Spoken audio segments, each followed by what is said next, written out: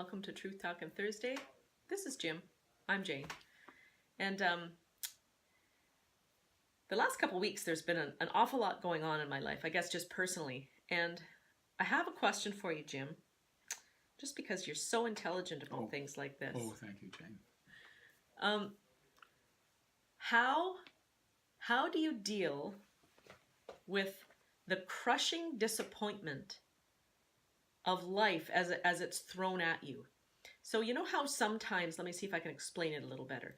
You know how sometimes it seems like one thing after another just keeps happening, and the saying, bad things keep happening to me? Mm-hmm. How do you deal with that? What would be your advice?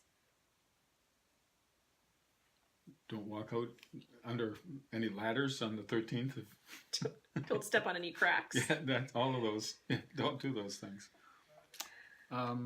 It's a really good question because it happens to an awful lot of people. Folks just feel like it just never is going to stop. And a week and a half later, the rear end of your car falls out, and you know there's $1,000 or $1,500 that you didn't expect to spend, and you don't have the money.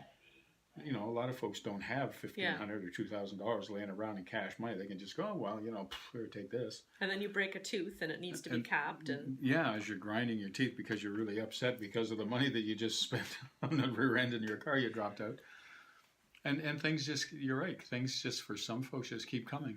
And a lot of those folks, I mean, there's how would you handle it? The first thing you have to do, I think personally, is that you have to be able to kind of judge what's real and what isn't. In other words, is it a real fact that I'm jinxed? No, I don't believe that people are jinxed. So it doesn't mean that you're jinxed. It just means that you're in the wrong place at the wrong time. So it comes down to your perspective, yes. How you view things? I think that that's the first thing you need to do is kind of change the perspective. Are you a victim or not? Do you want to be a victim or don't you? I don't know anybody that wants to be a victim. But they feel like it because stuff keeps happening. When's the good stuff coming? Exactly. Well, the good stuff may not be here until you get rid of all the other stuff that's just happened to you. And then good stuff may happen. Mm-hmm. But you'll never know that if you continue to carry on feeling like the world is out to get you. It's often our response to things yes. that causes the most grief. Yes. At least that's what it seems like for me. The more, thinking back to my past, the more I became overwhelmed and beat down, I guess. Mm-hmm.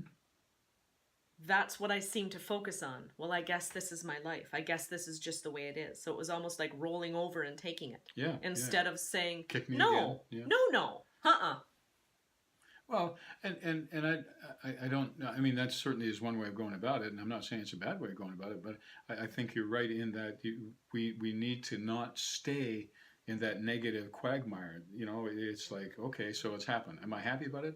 Freaking no, I'm not happy about it. I'm really pissed about it, to be honest with you, and I wish the heck of it. Nobody wishes bad luck. I don't think it's luck particularly. It's just the way the world spins, and you happen to be in the wrong place at the wrong time. Yeah. But I think the point is, like you were saying, it's a perspective. You have two options or two choices in that point to me. Easy for me to say, to a point, yeah, but I've had horrible things happen to me too, mm-hmm. just like you have. Mm-hmm. And you know, when is it ever going to stop? It stops, it begins to stop when we begin to change how we look at what's just happened.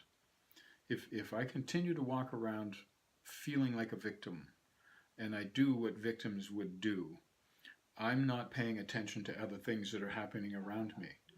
And because I'm not paying attention to some of those things come back to bite me because I haven't paid attention to them and haven't prevented them from coming to bite me. Yes. So, oh, here it goes again. Here's another thing. And, yes. And while you're doing that, you haven't paid attention to where you parked your car, and so the cop comes along and he writes you a $40 ticket because you're in the wrong. Yep. You know what I mean? So I do. It's maintaining a focus. It's being realistic around how you continue to see yourself. I think that's a big part of it. Easy to do. I'm not saying it is easy at all to do. The likelihood is, and the natural response is, to be disappointed and to be upset and to be angry and resentful. And why does it always happen to me? Why doesn't it happen to that stiff next door? I mean, I think there's a couple things that kind of stick out to me, and I know that I try to look at things in a positive light. And I also know that sometimes that's annoying. Mm-hmm. Or impossible. Yes. But there's two things that kind of stick out to me. One is it's important to actually feel what you're feeling. And Jim, you mentioned just a little bit ago about reality. What is the reality? And I think that point right there where you stop yourself to question what is the reality is at that point, that is where you check in with yourself. What are you feeling? What is it making your body feel? What are your emotions and feelings? What are your thoughts? That is every bit as important as the decision that hopefully follows to, okay, no, I'm not going to get stuck here. I'm not going to be the victim. Mm-hmm. I'm going to change things up now. I want something different. And one of the most important questions you can ask yourself is that true? Is that true? Yeah. Well, I'm feeling like I'm jinxed. I'm feeling like I don't deserve to have a good life. I'm feeling like, I did something really shady last week and now the universe is paying me back. Yeah. Is that true? Where's the evidence that would suggest that that's true? Where's the evidence that suggests I'm jinxed? Well, my car just had a flat tire, and so did 19 other people on their way to work. So does that mean that they're all jinxed? Yeah, exactly. As well? Exactly. So what is true and what isn't true? Yes. Is it true that you deserve to have bad things happen to you? And if you question yourself, you just mentioned I did something shady. Maybe it's possible that maybe revisit that a little bit, and if you can maybe make something right to make it right. Yes. Maybe that is why something happened to arrest your attention and bring you back, as Jim stated earlier, to taking a look at what the reality is and saying, well, hey, like maybe I need to deal with that so that I can move on from this point or this situation. Absolutely. It's a great point. It's a great point, and more people should approach it from that point of view, I think.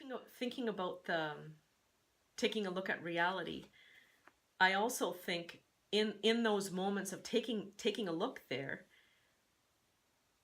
isn't that where we can arrive at some of these conclusions too, where it's easier or it goes more smoothly for us to realize that, like so and so down the road just had this bad thing happen to them, or it could be worse. Or it's important to feel what you're feeling, but it's also important to make that final step where you're realizing, okay, this doesn't mean I'm a horrible, terrible person and I should have all of the bad stuff happen to me.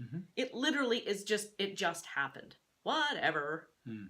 Deal with it. It's a perspective. Formulate a plan. Yeah, it is. It's a perspective, and we need to check that perspective as well. That's really important, and I think that's one of the few ways that you can deal with crushing disappointment is put it in its proper perspective first. Then you're capable. Then you get into a mindset of actually looking at options and looking at other things to do and how else I can deal with this and what do I need to do to turn this around. And but you can't do that if you can't check your perspective at the door.